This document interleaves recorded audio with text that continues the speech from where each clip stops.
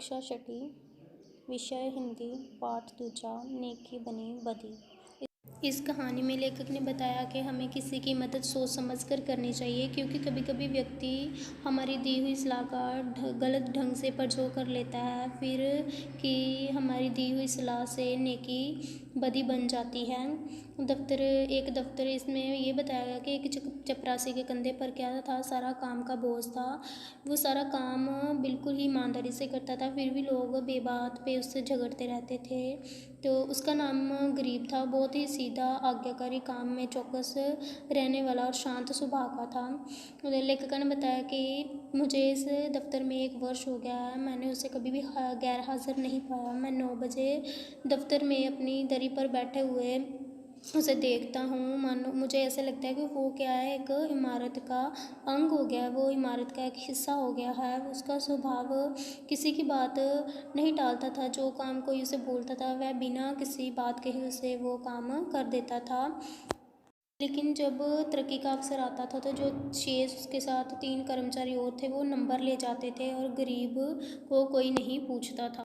दफ्तर में कुल 4 चपरासी थे, जिनमें से 3 चपरासी के 10-10 वेतन रुपये तनख्वाह थी। बेचारा गरीब 7 पर ही अटका हुआ था। शाम तक एक भी पल वो बैठता नहीं था, टिकता नहीं था। उसमें ये बताया गया कि चपरासी उस पर क्रोध करते थे, जो तीनों चपरासी थे। एक दिन बड़े बाबू ने गरीब को अपनी मेज़ साफ़ करने को कहा, तो वह तुरंत कपड़ा लेके साफ़ करने लगा। उससे गलती से दवात जो उल्ट जाती है, रोशनाई मेज़ पर फैल जाती थी।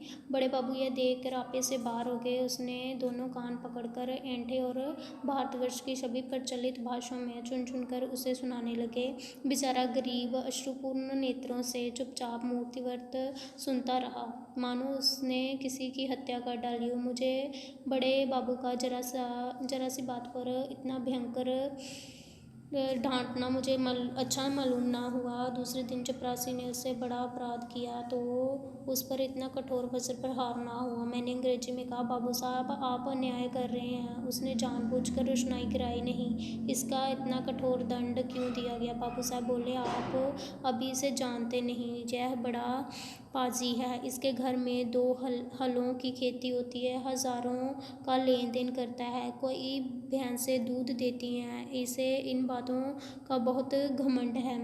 घर की दशा ऐसी होती तो यहाँ चपरासगिरी क्यों करता? मैंने कहा। बड़े बाबू गंभीर भाव से कहने लगे, यकीन मानिए घाट का धनी है और बला का मक्खी चूस है। यदि ऐसा ही है तो कोई अपराध नहीं। एक दूसरे वहाँ से बोल उठे, भाई साहब इसके घर मानो दूध होता है, मानो ज्वार चना मटर पैदा होती है।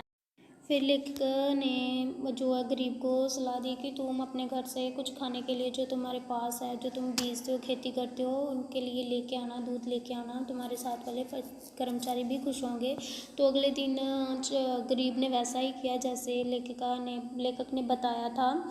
तो वह लेके आया उनके लिए दूध, ऊख लेके आया, तो एक गट्ठा। तो बाबू बहुत क्रोध हुए और उसे कहा कि जो तुम साथ में लेके आए हो बाहर फेंक दो। तो लेखक ने बाबू को समझाया, तो उन्होंने थोड़ा थोड़ा सा उसमें से रख लिया कर्मचारियों ने।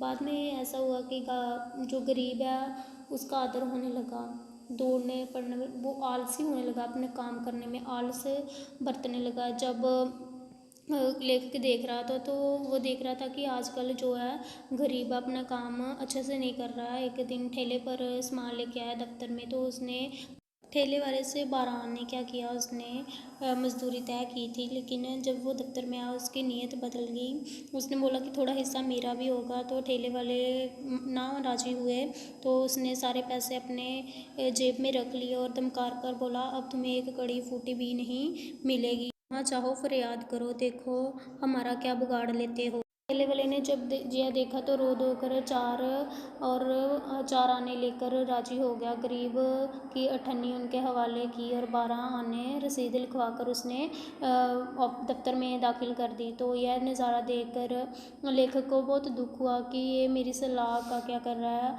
गलत इस्तेमाल कर रहा है, इसका भोलापन क्या बुरा बन गया है। तो यह सोचकर लेखिका ने क्या, अब नेकी क्या है बदी